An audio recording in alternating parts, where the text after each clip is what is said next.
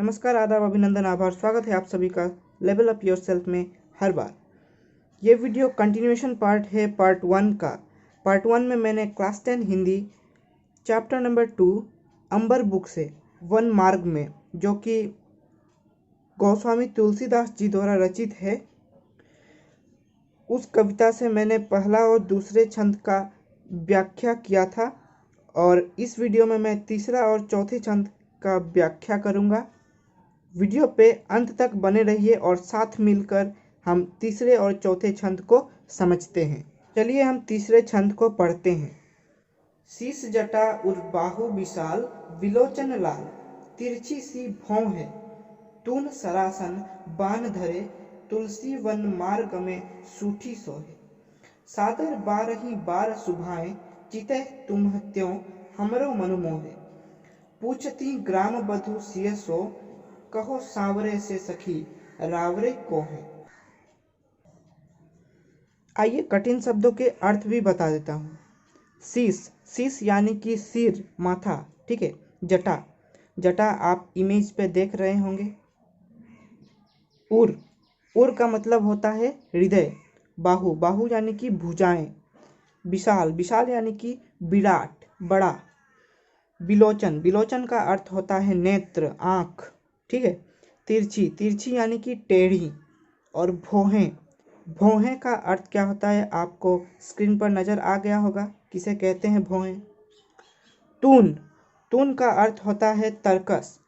तरकस वो चीज़ है जिसमें हम तीर रखते हैं, ठीक है, वान रखा जाता है। सरासन, सरासन यानी कि धनुष। धरे यानी कि रखे हुए, ठीक है। तुलसी, तुलसी यहाँ गोस्वामी तुलसीदास जी को कहा गया है। वन मार्ग, वन मार्ग यानी कि वन के रास्ते में। सूठी, सूठी यानी कि सुंदर। सोहे, सोहे का अर्थ होता है सुशोभित होना, अर्थात उत्तम रूप से शोभित होना। क्लियर। सादर, सादर यानी कि आदर पूर्वक। बारही बार, बारही बार का अर्थ होता है बार बार। सुभाएं, सुभाएं का अर्थ होता है स्वाभाविक रूप से। तुम त्यों, तुम त्यों का अर्थ होता है तुम्हारी और। क्लियर। हमरो यानी कि हमारा भी। मनु, मनु यानी कि मन, ठीक है, हृदय। मोहे, मोहे यानी कि मोहित करना, आकर्षित करना। पूछती, पूछती यानी कि पूछना, ग्राम बधू। देखिए, ग्राम बधू उन स्त्रियों को कहा जाता है जो कि किसी ग्राम से संपर्क रखती हों। किसी ग्राम की महिला, किसी ग्राम की बधू, उसे कहा जाता है ग्राम बधू। सियसो यानी कि सीता से। क्लियर। कहो यानी कि कहिए। सांवरे, सांवरे का अर्थ होता है जो सांवले रंग का हो। क्लियर। सखी यानी कि सहेली। रावरे को है यानी कि आपके कौन लगते हैं। क्लियर यहाँ तक। तो आइए व्याख्या हम शुरू करें। शीश जटा उर बाहु विशाल, विलोचन लाल, तिरछी सी भौं है। देखिए, शीश जटा यानी कि सिर पर जटा है। उर बाहु विशाल यानी कि हृदय, उर का अर्थ होता है हृदय। हृदय इतना विशाल है, हृदय इतना विराट है, ठीक है। उनके भुजाओं भी इतना विराट हैं। क्लियर। विलोचन लाल, विलोचन यानी कि नेत्र, नेत्र लाल लाल हैं। क्लियर।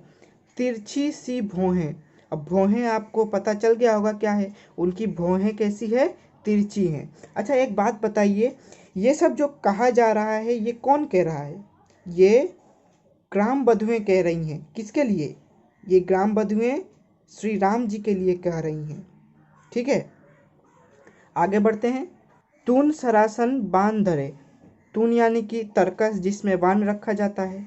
सरासन यानी कि धनुष, ठीक है। यहाँ श्री राम जी के बारे में बताया गया है कि उन्होंने कौन कौन सी चीज़ लिए ग्राम बधुएं के समक्ष खड़े हैं। उन्होंने अपने पीठ पर तून लिए हैं, सरासन अपने कंधों पर धनुष लिए हैं और ग्राम बधुएं के समक्ष खड़े हैं, ठीक है। तुलसी वन मार्ग में सूठी सोहे।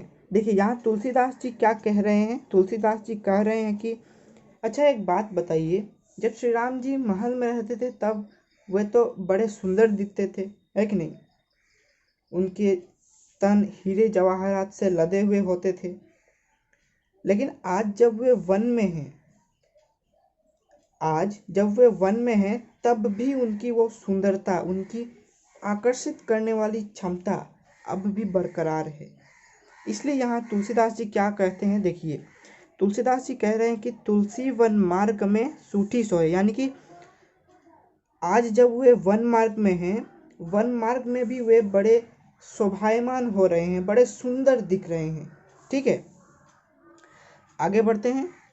सादर बार ही बार सुभाएं, चिते तुम त्यों हमरो मनु मोहे।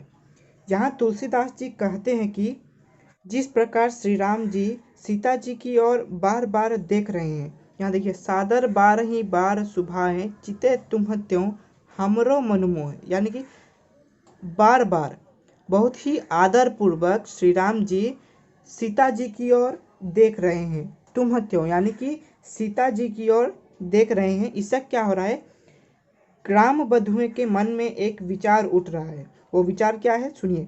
ग्राम बधुओं के मन में ये विचार उठ रहा है कि जिस प्रकार श्री राम जी सीता जी की ओर बार बार देख रहे हैं, इससे ग्राम बधुओं को लग रहा है कि श्री राम जी सीता जी के तरफ देखकर हमारे मन को मोहित कर रहे हैं, हमारे मन को हर ले रहे हैं। ठीक है, पूछती ग्राम बधु सियसो, कहो सांवरे से सखी रावरे को है। यहाँ तुलसीदास जी कहते हैं कि पूछती ग्राम बधु सियसो, यानी कि ग्राम बधु सीता जी से यह प्रश्न कर रही हैं कि कहो बताइए, सांवरे से सखी रावरे को है, यानी कि सांवरे यानी कि जो सांवले रंग के हैं। ठीक है, वे पूछ रही हैं कि बताइए वो महान पुरुष जो सांवले रंग के हैं वे आपके कौन लगते हैं, आपका उनसे क्या संबंध है। क्लियर, कृपया ध्यान दीजिएगा, ये तीसरा छंद है। ये तीसरा छंद में श्री राम जी के वीरता को दर्शाया गया है। क्लियर, तो उम्मीद करता हूँ कि तीसरा छंद आपको समझ में आ गया होगा। अब हम बढ़ते हैं चौथे छंद की तरफ। सुनी सुंदर बैन सुधारस, साने सयानी है जानकी जानी भली, तिरछे करी नैन दे सेन, तीन है समुझाई कछु मुस्काई चली, तुलसी ते ही अवसर सोहे, सबय अवलोकती लोचन लाहू अली, अनुराग तड़ाग में भानु उदय, बिकसी मनो मंजुल कंज कली। आइए कठिन शब्दों के अर्थ भी जान लेते हैं। सुनी यानी कि सुनना, क्लियर। बैन यानी कि वचन, शब्द, ठीक है। सुधारस साने, इसका अर्थ होता है अमृत रस में सने हुए, ठीक है। सयानी यानी कि चतुर, क्लियर। जानकी यहाँ सीता जी को कहा गया है। जानी भली यानी कि बहुत ही अच्छी तरह से परिचित हैं, क्लियर। तिरछे यानी कि टेढ़ी, करी नैन यानी कि नैन तिरछे करके, नैन टेढ़ी करके, नैन का अर्थ होता है आँख, क्लियर। दय सेन यानी कि संकेत देकर। समुझाई कछु यानी कि समझाते हुए, मुस्काई चली यानी कि मुस्कुराते हुए आगे बढ़ना। अवलोकती, अवलोकती का अर्थ होता है देखती हुई, क्लियर। लोचन लाहू यानी कि लोचन के लाभ के रूप, लोचन का अर्थ होता है आँख, यानी कि आँख के लाभ के रूप। अली का अर्थ होता है सखी, सहेली, क्लियर। अनुराग तड़ाग, इसका अर्थ होता है प्रेम भक्ति के तालाब में, ठीक है, प्रेम भक्ति के तालाब में। भानु यानी कि सूर्य उदय, सूर्य उदय। बिगसी, बिगसी का अर्थ होता है विकसित होना या फिर खिलना, ठीक है। मंजुल यानी कि बहुत ही सुंदर, क्लियर। कंज कली, कंज का अर्थ होता है कमल, कली, कमल की कली, क्लियर। सुनी सुंदर बैन सुधारस साने, सयानी है जानकी जानी भली। चौथे छंद का पहला पंक्ति का मतलब क्या है, आइए जानते हैं। गोस्वामी जी कहते हैं कि ग्राम बधुओं के अमृत रस में सने हुए वचनों को, ठीक है, ग्राम बधुओं के अमृत रस में सने हुए वचनों को जानकी जी यानी कि सीता जी भली भांति समझ गई हैं कि वे बड़ी चतुर हैं। ये घुमा फिरा कर सीता जी और राम जी के बीच का संबंध को जानने की कोशिश कर रही हैं। क्लियर। तिरछी करी नैन दे सैन, तिन्ही समुझाई कछु मुस्काई चली। देखिए, ग्राम बधुएं तो सीता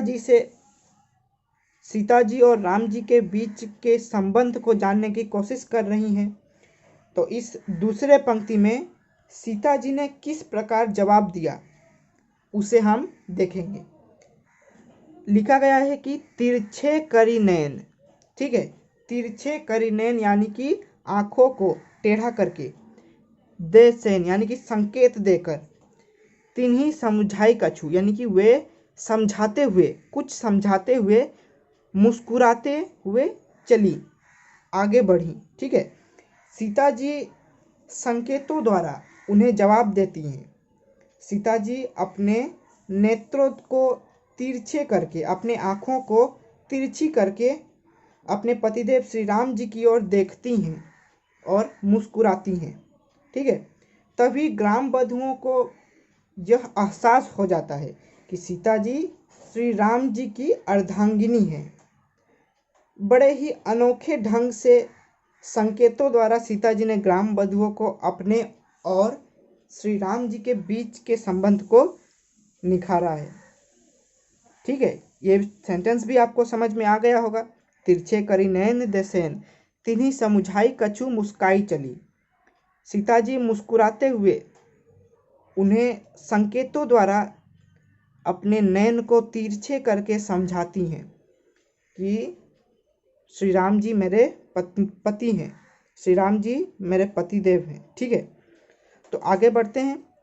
तुलसी ते ही अवसर सोहें, सबय अवलोकति लोचन लाहू अली। देखिए, तुलसीदास जी यहाँ कहते हैं कि उस समय जितनी भी ग्रामीण स्त्रियां थी वहाँ पर, वे सभी उन मूर्तियों का दर्शन कर लोचन लाभ उठाती हुई शोभायमान होने लगी।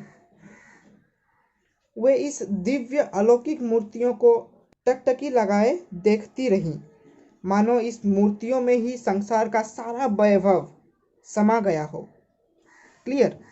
अब हमारा चौथा पंक्ति, अनुराग तड़ाग में भानु उदय, बिगसी मनो मंजुल कंज कली। चौथे छंद के तीसरे पंक्ति में ग्राम बधुएं उस मूर्ति को देखकर जो शोभा पा रही थी, जो आनंद पा रही थी, जो सुंदरता पा रही थी, वही सुंदरता कैसी है इस चौथे पंक्ति में बताया गया है। वो सुंदरता कैसी है, आइए जाने। वो शोभा, वो सुंदरता ऐसी है मानो सूर्य के उदय से प्रेम रूपी तालाब में, प्रेम रूपी सरोवर में कमल की मनोहर कलियां खिल गई हों। अर्थात श्री राम जी रूपी सूर्य के उदय से प्रेम रूपी सरोवर में, प्रेम रूपी तालाब में सखियों के नेत्र सुंदर कमल कली के समान विकसित हो गई हों, खिल गई हों। तो यहाँ श्री राम जी को सूर्य के साथ तुलना किया जा रहा है और ग्राम बधुएं जो टकटकी लगाए श्री राम जी को देख रही हैं, उसे प्रेम रूपी सागर के साथ तुलना किया गया है और ग्राम बधुएं को कंजकली यानी कि कमल की कली के समान माना गया है। उम्मीद करता हूँ आपको तीसरे और चौथे छंद भली भांति समझ में आ गई होगी। तो वीडियो कैसा लगा आप इसे शेयर कीजिए, सभी स्टूडेंट्स तक ये वीडियो पहुँचाइए। तब तक के लिए धन्यवाद। मिलते हैं अगले वीडियो में इसी पाठ के प्रश्न उत्तर के साथ। तब तक के लिए सेफ रहिए। धन्यवाद।